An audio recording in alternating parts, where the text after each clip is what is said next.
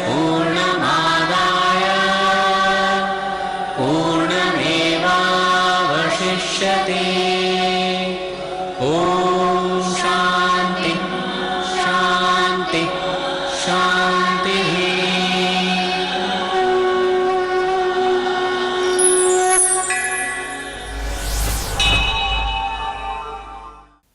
नमस्कार दर्शकों, स्वागत है आपका हमारे इस खास कार्यक्रम में जिसका नाम है ज्योतिष ज्ञान गंगा। जैसा कि पहले भी मैंने आपसे कहा है, हमारा यह कार्यक्रम एक बिल्कुल अनोखा और अलग तरह का कार्यक्रम है। यहाँ पर केवल आपके प्रश्नों के उत्तर नहीं मिलेंगे, बल्कि ज्योतिष की ज्ञान गंगा में स्नान करने का भी अवसर प्राप्त होगा। इसलिए दर्शकों, इस कार्यक्रम को पुनः विनती करूंगा कि बहुत ही एकाग्रचित और ध्यान से देखने की आवश्यकता है। जैसा कि एक नए विषय को लेकर आज मैं पुनः आपके साथ उपस्थित हूं, जिसमें आज हम चर्चा करेंगे ग्रह, नक्षत्र और राशियों की, जो हमारे ज्योतिष का आधार है। वास्तव में ज्योतिष शास्त्र का आधार हमारे भचक्र में यानी सौर मंडल में उपस्थित नक्षत्र, ग्रह और राशियां हैं, और इनकी विवेचना ही ज्योतिष का मुख्य आधार है। एक विशेष बात जो मैं आपको बताना चाहूंगा, हमारे यहाँ ज्योतिष में प्राचीन काल में केवल नक्षत्र और ग्रहों की चर्चा मिलती है। वेदों के अंदर वहां पर राशियों की चर्चा नहीं मिलती है। राशियों की चर्चा आगे चलकर पुराण के समय में, जब पुराणों का समय आया, उस समय पर राशियों की चर्चा उसमें पुराणों में मिलती है। पहले जो अध्ययन का क्षेत्र था वह मात्र ग्रह और नक्षत्र था। तो मित्रों, नक्षत्र की जो संख्या है हमारे ज्योतिष शास्त्र में वो है 27। 27 नक्षत्र और 9 ग्रहों की चर्चा की गई है हमारे वेद में। अर्थात सूर्य के 360 डिग्री के पथ को, सूर्य का जो एक 360 डिग्री का पथ है, उसको 27 बराबर भागों में बांटकर, यानी कि एक भाग का मान 13 डिग्री 20 मिनट हुआ। इस 13 डिग्री 20 मिनट के मान को कोई एक, या तो एक तारा है स्वयं, या एक तारों का समूह है, इसको एक नक्षत्र का नाम दिया गया है, जिसके आधार पर उस नक्षत्र विशेष को हम एक नाम से जानते हैं। ये नक्षत्र पुराणों के अनुसार प्रजापति दक्ष की 27 कन्याएं हैं। नक्षत्र जो हैं 27, ये वास्तव में प्रजापति दक्ष की 27 कन्याएं हैं, जिनका विवाह चंद्रमा के साथ हुआ था। चंद्रमा प्रत्येक नक्षत्र के साथ एक दिन बिताते हैं, और इस एक दिन को ही हम पूरी एक तिथि मानते हैं। प्राणियों के जन्म से लेकर मृत्यु तक सारे दुख सुख इन ग्रहों के ही अधीन हैं, जिसमें से सूर्य, चंद्र, मंगल, बुध, गुरु, शुक्र और शनि ये प्रत्यक्ष फल देने वाले ग्रह हैं। इस बात को हम संस्कृत के एक श्लोक के माध्यम से बहुत अच्छी तरह से समझ सकते हैं। ग्रहाधीनम जगत सर्वम, ग्रहाधीन नरावशा, काल ज्ञानम ग्रहाधीनम, ग्रह कर्म फल प्रदा, सृष्टि रक्षण संहारा चापी ग्रहानुगा। अर्थात यह सारा संसार, यह सारी सृष्टि ग्रहों के अधीन है। मानव तथा काल को भी ग्रहों के अधीन माना गया है। जिस व्यक्ति ने अपने ग्रहों की चाल को समझकर अपने जीवन को व्यवस्थित किया, उस व्यक्ति ने सही मायने में अपने जीवन को जिया है। यही ज्योतिष शास्त्र का एक मूल आधार है, जो ज्योतिष हमें सिखाता है या हम ज्योतिष के माध्यम से जान सकते हैं। मित्रों, नक्षत्र जो हैं, जैसा कि मैंने पहले कहा आपको कि यह नक्षत्र दक्ष की 27 कन्याओं को कहा जाता है, जिनका विवाह चंद्रमा के साथ हुआ। इसमें भी एक बहुत ही रोचक कथा है इसके साथ, कि चंद्रमा का विवाह तो दक्ष की 27 कन्याओं से हुआ, किंतु उनका अतिशय प्रेम जो था वो रोहिणी के साथ था, और इस वजह से जो बाकी की दक्ष की कन्याएं थी वो ईर्ष्या करती थी, और इस बात की शिकायत उन्होंने अपने पिता दक्ष से की। तब दक्ष ने चंद्रमा को गलित क्षय हो जाने का श्राप दिया। अब इस बात से दुखी होकर, इस श्राप से दुखी होकर चंद्रमा ने भगवान शिव की आराधना की। भगवान शिव ने प्रसन्न होकर उनको वरदान दिया, लेकिन साथ ही ये कहा कि मैं दक्ष के श्राप को तो नष्ट नहीं कर सकता, लेकिन दिनों दिन वृद्धि का आशीर्वाद भी तुम्हें देता हूं। और इसीलिए आपने देखा होगा मित्रों कि एक पक्ष में चंद्रमा धीरे धीरे बढ़ते हुए अपने विस्तार को प्राप्त करता है और दूसरे पक्ष में उसका क्षय होना प्रारंभ होता है। इसी से हमारे ज्योतिष में तिथियों का भी निर्माण होता है, पक्ष का निर्माण होता है। नक्षत्रों का मनुष्य के जीवन पर निश्चित ही एक बहुत ही और व्यापक प्रभाव है, जिसको हम नकार नहीं सकते।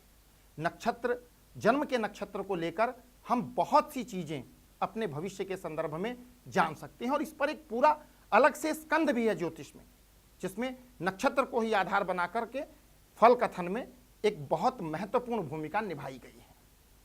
तो मित्रों, ये था नक्षत्र का विषय जो आज हम लोगों ने समझा कि नक्षत्र क्या है और ज्योतिष में इसका क्या महत्व है।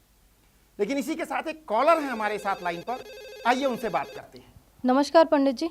नमस्कार, अपना नाम बताएं। विशाखा शर्मा मेरा नाम है। विशाखा शर्मा जी। जी 20/5/85 मेरा जन्म जी, जन्म तिथि आपकी? जी, और 2/14 मेरा समय है। 20/5/1985 आपने अपनी जन्म तिथि बताया जी। जन्म का समय क्या है? 2/14 2:14 दोपहर के। जी।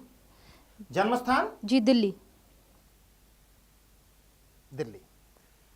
जी विशाखा जी, आपकी जन्म पत्रिका तैयार हो रही है और मैं आपकी जानकारी के लिए बताना चाहूंगा कि आपका जन्म शुक्ल पक्ष प्रतिपदा तिथि को हुआ है, सोमवार का दिन था। आपका जन्म कन्या लग्न में हुआ है, राशि आपकी वृष बनती है और जन्म नक्षत्र आपका रोहिणी का प्रथम चरण है।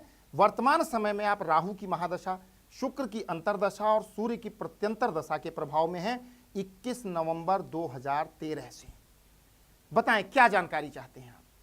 पंडित जी, मुझे संतान पक्ष में परेशानी आ रही है और मेरा स्वास्थ्य भी ठीक नहीं रहता और मन ना बहुत चिंताग्रस्त और उदास बहुत रहता है।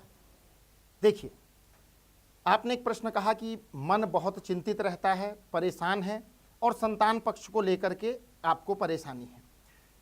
देखिए, ज्योतिष के भीतर संतान का विचार मुख्यतः पंचम भाव से किया जाता है। पंचम भाव के अधिपति, पंचम भाव में कौन से ग्रह हैं, पंचम भाव को कौन से ग्रह देख रहे हैं, आपकी जन्म पत्रिका और नवांश पत्रिका का अध्ययन करने पर जो ज्ञात होता है, पंचम भाव पर नीच के बृहस्पति स्थित हैं। पंचम स्थान पर नीच के बृहस्पति कहीं ना कहीं इस बात का स्पष्ट संकेत करते हैं कि संतान संबंधी कष्ट आपके जीवन में है।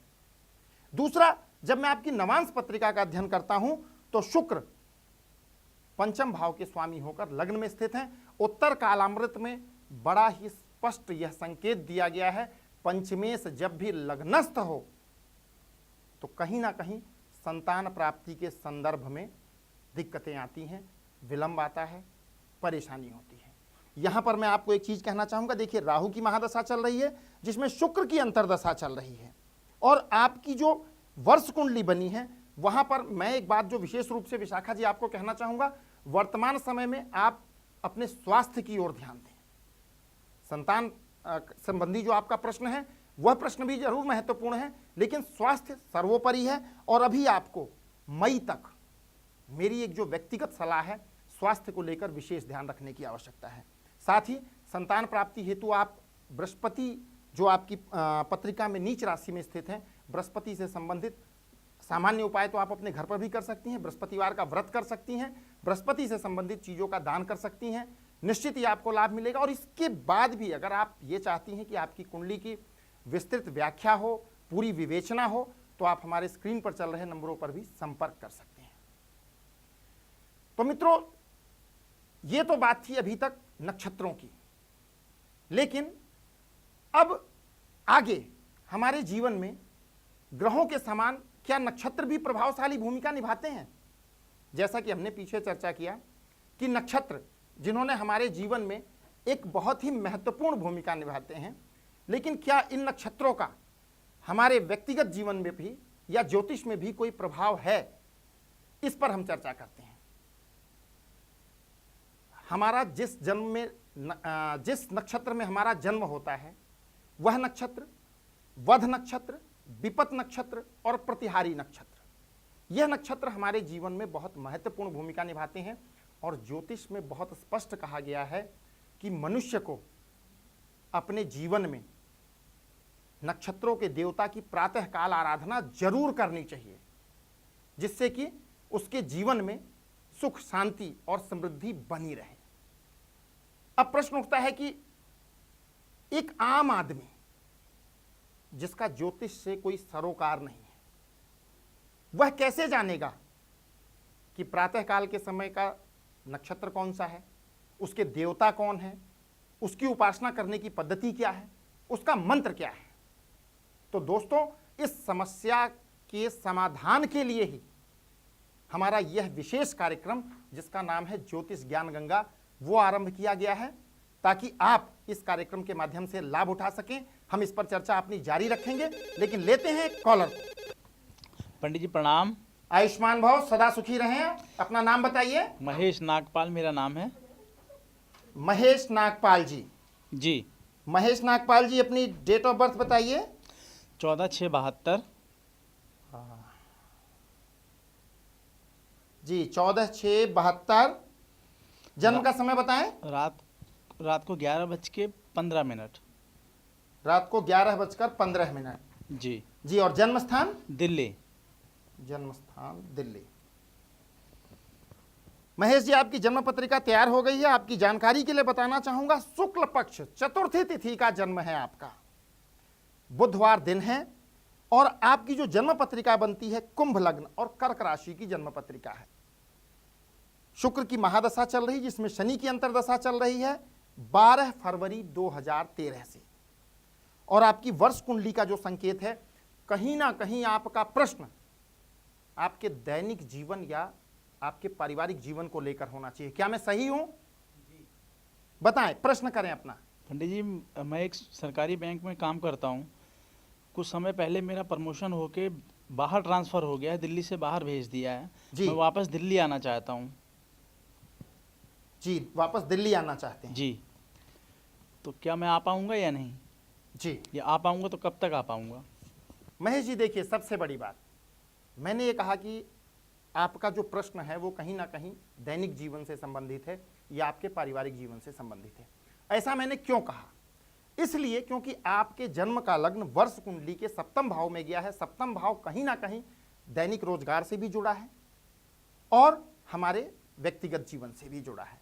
आपका जो प्रश्न है कि आपका स्थानांतरण हो पाएगा या नहीं, देखिए महेश जी, जो स्थानांतरण की स्थितियां आपकी पत्रिका के अनुसार दृष्टिगत होती हैं, वो हैं 14 अप्रैल 2016 के बाद से स्थानांतरण के योग बनते हैं।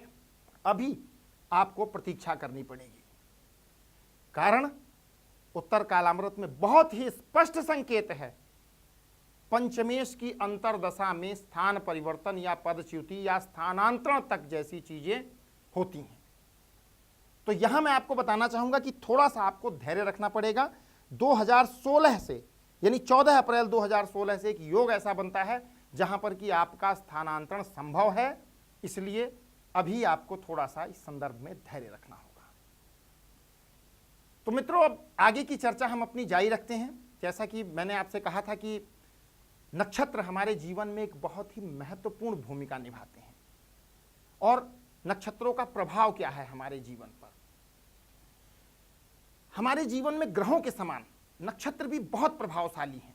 विशेषकर नक्षत्रों के देवता, उनका सकारात्मक प्रभाव हमें अपने जीवन में अनेक कष्टों से दूर रखता है, और भांति भांति के जो दुख होते हैं उनको हमसे दूर रखता है। चंद्रमा अपनी दैनिक गति में प्रायः एक दिन में एक नक्षत्र का भोग करते हैं। सूर्योदय काल के नक्षत्र की आराधना करना हमारे लिए सदैव ही बहुत शुभ परिणाम देता है। और विशेषकर जैसा कि मैंने भी पीछे कहा कि जन्म नक्षत्र, वध नक्षत्र, विपत नक्षत्र और प्रतिहारी नक्षत्र, अगर आप 27 के 27 नक्षत्रों के देवता की आराधना प्रातःकाल नहीं कर सकते हैं, तब भी ये जो 4 नक्षत्र बताए हैं मैंने, इनकी आराधना करना आप स्वयं करके देखिएगा, जीवन में बहुत अच्छा आप लाभ उठा सकेंगे। इस विषय पर हम आगे चर्चा जारी रखेंगे कि इसको हम कैसे जानें। अभी पीछे एक प्रश्न भी उठा था कि एक आम आदमी कैसे जाने कि कौन सा जन्म नक्षत्र है, कौन सा वध है, कौन सा विपत है और कौन सा प्रतिहारी है। लेकिन इस पर हम चर्चा करेंगे, पर एक छोटे से अल्प विराम के बाद। कहीं मत जाइएगा, पुनः मिलते हैं।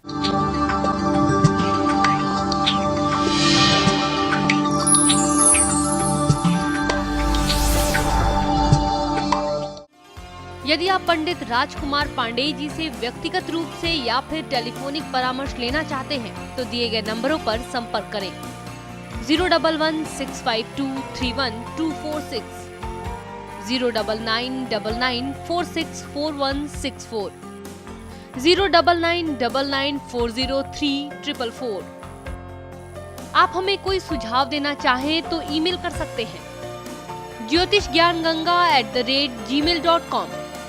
यदि आप भी दैनिक जीवन में उपयोगी ज्योतिष निशुल्क सीखना चाहते हैं तो अपना संपूर्ण विवरण जैसे नाम, पिता का नाम, जन्म तिथि, जन्म का समय, जन्म का स्थान, अपने पत्राचार का पता, संपर्क नंबर, अपना स्कैन किया हुआ पासपोर्ट साइज फोटोग्राफ हमारी ईमेल divinelifemediaservices@gmail.com पर भेजें।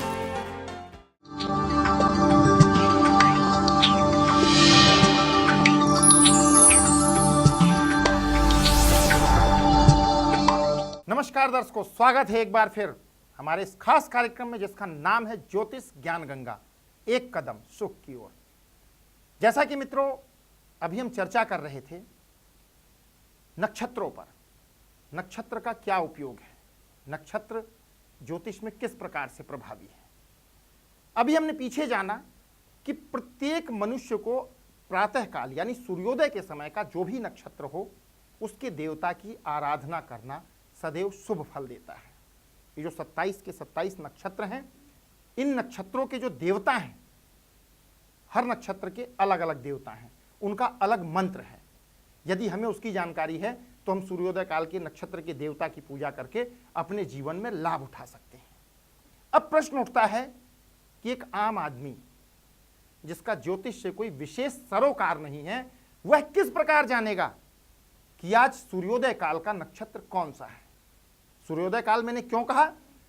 क्योंकि भारतीय ज्योतिष के मध्य दिन का परिवर्तन यानी तिथि का परिवर्तन सूर्योदय के समय के साथ ही होता है, और उसी समय जो नक्षत्र होता है वह उस दिन का नक्षत्र होता है, और उस नक्षत्र का जो स्वामी हो उसी की हमें आराधना करनी चाहिए। अब इसको जानने का एक जो सरलतम तरीका है वो है कि आपके पास संपूर्ण जन्मांग चक्र होना चाहिए, यानी आपकी वर्ष कुंडली, क्षमा करें, वर्ष कुंडली नहीं, आपकी कुंडली, सभी वर कुंडलियों सहित जिसमें सभी आने वाली दशाओं का विवरण हो और आपकी पत्रिका का संपूर्ण विवरण हो। उसके माध्यम से भी आप यह जान सकते हैं कि कौन सा नक्षत्र किस दिन पड़ेगा और उसके स्वामी कौन है, उसके देवता कौन है और उसका मंत्र क्या है। एक तो तरीका ये है। दूसरा, एक जो बहुत महत्वपूर्ण बात मैं आपको बताना चाहूँगा, हमारे इस कार्यक्रम का उद्देश्य भी यही है कि दैनिक उपयोगी ज्योतिष को हम जान सकें और उससे लाभ उठा सकें। कोई आवश्यक नहीं कि हम बहुत विषय की गहराई तक जाएं, लेकिन कम से कम उतना ज्ञान जरूर प्राप्त करें जो हमारे दैनिक जीवन में उपयोगी है, उतने शकुन को जरूर पहचानें जो हमारे दैनिक जीवन में उपयोगी हैं। तो मित्रों, नक्षत्र का एक बहुत बड़ा रोल है हमारे जीवन में, हम उसको नकार नहीं सकते हैं। और इसी चर्चा को आगे बढ़ाते हुए लाइन पर हमारे साथ एक कॉलर है, आइए बात करते हैं। पंडित जी प्रणाम। आशीर्वाद, सदा सुखी रहें। मैं वैभव पटेल बात कर रहा हूँ। वैभव पटेल जी, कहाँ से बात कर रहे हैं वैभव जी? अहमदाबाद से। अहमदाबाद से। वैभव जी अपनी डेट ऑफ बर्थ बताइए। 10 मार्च 1984। 10 मार्च 1984। 7:36 सुबह। 7:36 सुबह के जी 7:36 सुबह। जन्म स्थान? अहमदाबाद।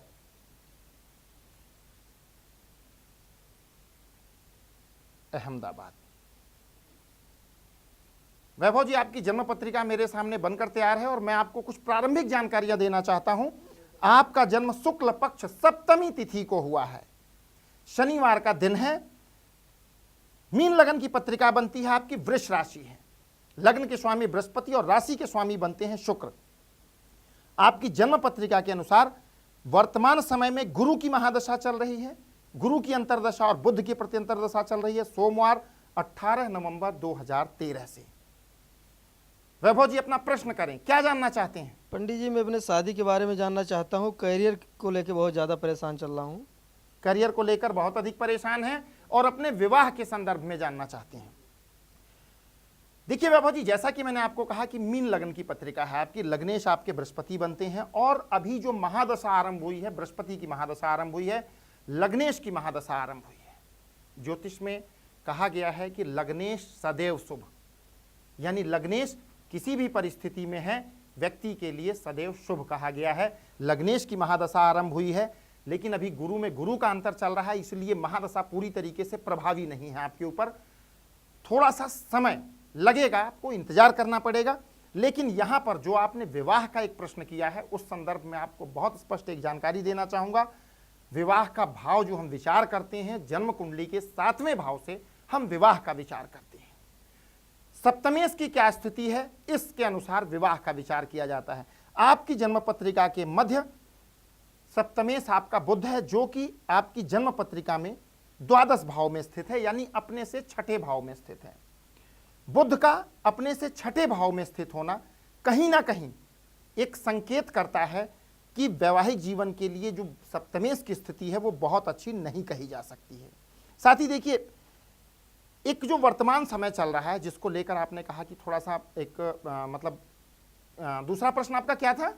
करियर से रिलेटेड। कैरियर से रिलेटेड था। देखिए, दूसरे प्रश्न के संदर्भ में मैं एक जानकारी आपको देना चाहूंगा कि वर्ष कुंडली संकेत करती है कि यहाँ पर समय थोड़ा सा आपके लिए अनुकूल नहीं चल रहा। ये समय आपका जो बढ़िया आएगा वो समय होगा 23 अप्रैल 2014 से। 23 अप्रैल 2014 से आपकी जन्म पत्रिका के अनुसार समय आपका निश्चित ही अच्छा आएगा। और चलिए अब लेते हैं अगले कॉलर को। एक कॉलर और है हमारे साथ लाइन पर। पंडित जी नमस्कार। आयुष्मान भव, सदा सुखी हो। पंडित जी मैं अपने बेटे के बारे में जानना चाहता हूँ कुछ। बेटे के बारे में जानना चाहते हैं। आपका शुभ नाम? मेरा नाम रमेश है। रमेश जी। जी। बेटे का नाम बताएं। तुषार शुक्ला है। तुषार शुक्ला जी। जी। डेट ऑफ बर्थ बताइए। 2 सितंबर 2002। 2 सितंबर 2002 सुबह के 7:20।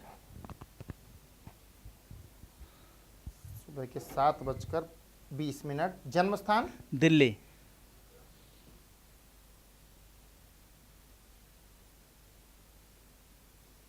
जी, जन्म पत्रिका तैयार है। आपको जन्म पत्रिका की कुछ प्रारंभिक जानकारियां देना चाहूंगा। कृष्ण पक्ष 10वीं तिथि का जन्म है, सोमवार का दिन है, 10वीं तिथि है और कन्या लग्न की पत्रिका बनकर आती है, मिथुन राशि है। वर्तमान समय में राहु की महादशा, शुक्र की अंतर्दशा, बुध की प्रत्यंतरदशा चल रही है। गुरुवार 19 दिसंबर 2013 से। बताएं क्या जानकारी चाहते हैं? पंडित जी इसका पढ़ाई में मन नहीं लग रहा है। पढ़ाई में मन नहीं लग रहा है। खेलने में ज़्यादा मन लगाता है जी। तो इसके लिए कुछ यह बच्चा आपने देखा होगा थोड़ा सा हंसमुख स्वभाव का होगा, मजाकिया स्वभाव का होगा, क्या ऐसा है? जी। देखिए, आपको बताना चाहूंगा कि पत्रिका बहुत अच्छी है। लग्नेश स्वयं लग्न में बैठा है और उच्च राशिगत होकर बैठा है। मित्रों, एक चीज जो बहुत स्पष्ट आपको बताना चाहूंगा, लग्न हमारी आइडेंटिटी है, लग्न हमारी पहचान है। अगर लग्न शुभ स्थिति में है, लग्नेश मजबूत स्थिति में है, तो हमारी क्रेडिबिलिटी अच्छी होती है, हमारा स्वास्थ्य अच्छा होता है और हमारा व्यक्तित्व भी आकर्षक होता है। अभी जैसा कि आपने देखा, मैंने कहा कि क्या ये थोड़े से मजाकिया स्वभाव के हैं, तो इनका जो लग्न है कन्या लग्न है, लग्नेश बुध स्वयं ही लग्न में स्थित है। ऐसी स्थिति में व्यक्ति हंसमुख स्वभाव का होता है। एक चीज देखिए जो बताना चाहूंगा कि बच्चे की पत्रिका में तृतीय भाव से लेकर 9वें भाव के मध्य पूर्ण काल सर्प दोष बना हुआ है। केतु तृतीय भाव में स्थित है, राहु 9वें भाव में स्थित है, बाकी सभी ग्रह इसके एक और हैं, तो कहीं ना कहीं एक काल सर्प दोष की भी स्थिति बनती है कुंडली में। क्या इसके लिए मैं जरूर कहूंगा आपसे कि काल सर्प दोष का निवारण जरूर कराएं, क्योंकि इस निवारण के कराने से निश्चित ही इस बच्चे के भाग्य में वृद्धि होगी, क्योंकि भाग्य स्थान कहीं ना कहीं इस बच्चे का पीड़ित है। दूसरा जो आपने एक प्रश्न किया कि बच्चा पढ़ने में ध्यान नहीं लगा रहा है, देखिए अभी वर्तमान समय की जो स्थितियां बनी हुई हैं, यहां पर एक चीज मैं आपके लिए कहना चाहूंगा कि इस सितंबर के बाद से जो एक स्थिति आई है, वहां पर कहीं ना कहीं बच्चे का फोकस थोड़ा सा डाइवर्ट है। इसके लिए आप एक उपाय कर सकते हैं।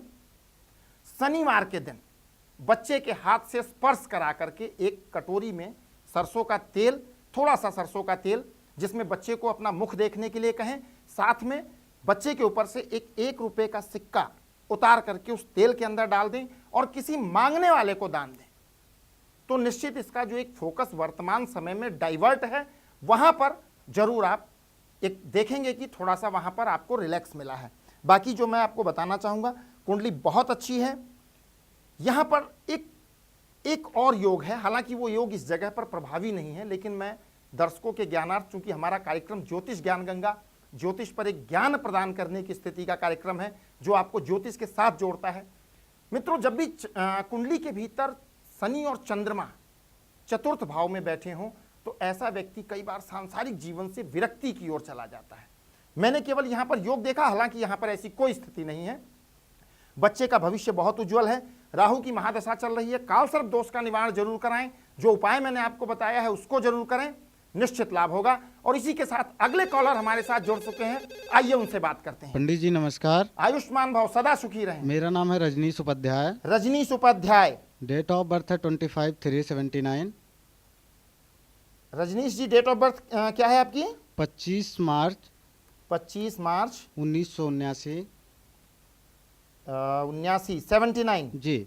जन्म का समय 10:30 रात्रि। रात्रि 10:30। जन्म स्थान अमेठी, उत्तर प्रदेश। जी बिल्कुल, आपकी जन्म पत्रिका रजनीश जी तैयार हो गई है। कुछ प्रारंभिक जानकारी आपको देना चाहूंगा। कृष्ण पक्ष त्रयोदशी तिथि का जन्म है आपका, रविवार दिन था, और आपकी पत्रिका वृश्चिक लग्न और कुंभ राशि की बनती है। शनि की महादशा चल रही है, जिसमें शनि की अंतरदशा मंगल की प्रत्यंतरदशा चल रही है, सोमवार 2 दिसंबर 2013 से। बताएं क्या जानकारी चाहते हैं? पंडित जी, मेरे पास 2 बेटियां हैं और आगे चल के कुछ पुत्र के योग कुंडली में हैं, और हैं तो कब तक होने की उम्मीदें हैं? आपके पास 2 पुत्रियां हैं, यह जानना चाहते हैं कि पुत्र का योग आगे कब बन रहा है। देखिए, आपकी जानकारी के लिए बताना चाहूंगा, संतान से संबंधित आपका प्रश्न है। मित्रों, एक बहुत बड़ा क्वेश्चन भी इस पत्रिका के साथ आया है, जो मैं आपको संक्षिप्त जानकारी देता हूं। कभी आगे हम इसमें बहुत वृहद रूप से इसकी चर्चा करेंगे, विस्तार से चर्चा करेंगे। जन्म पत्रिका के मध्य सूर्य पंचम भाव में स्थित है। सूर्य जब भी पंचम भाव पर स्थित होता है, वंश सीमित मात्रा में रखता है, एक कहा गया है, और ऐसी मान्यता है, और प्रैक्टिकली व्यवहार में भी ऐसा देखा गया है, सूर्य वंश को सीमित करता है। आपकी जन्म पत्रिका में पंचम भाव पर बुध नीच राशि में स्थित है, सूर्य के साथ नीच राशि में स्थित है, और साथ में बृहस्पति रेट्रोग्रेड होकर नवम भाव में स्थित है। एक बात जो बहुत स्पष्ट कह देना चाहूंगा आपको, ज्योतिष में जब शुभ ग्रह वक्री हो जाता है तो प्रायः अपनी मूल त्रिकोण राशि के फलों का ह्रास करता है। द्वितीय भाव कुटुंब का भाव है, गुरु की वक्री स्थिति और पंचम भाव पर नकारात्मक प्रभाव एक ऐसी स्थितियां उत्पन्न करते हैं जहां पर आप पुत्र संतान को लेकर कहीं ना कहीं परेशान है। लेकिन आपके लिए खुशखबरी है, वर्तमान समय बहुत अच्छा चल रहा है। आप प्रयत्न करें, आपको पुत्र रत्न की प्राप्ति अवश्य होगी। और इसी के साथ मित्रों, आज हमारे इस कार्यक्रम का समय यहीं पर समाप्त होता है। कल हम फिर इसी समय इसी स्थान पर पुनः उपलब्ध होंगे एक नए विषय के साथ। ज्योतिष ज्ञान गंगा कार्यक्रम में एक नए विषय के साथ मैं आपके साथ उपलब्ध रहूंगा। और इसी के साथ मुझे दीजिए इजाजत। नमस्कार।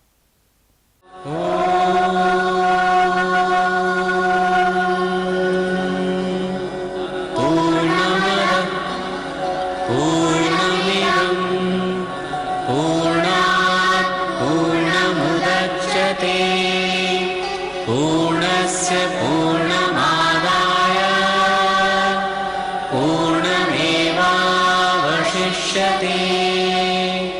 ॐ शान्ति शान्ति शान्तिः।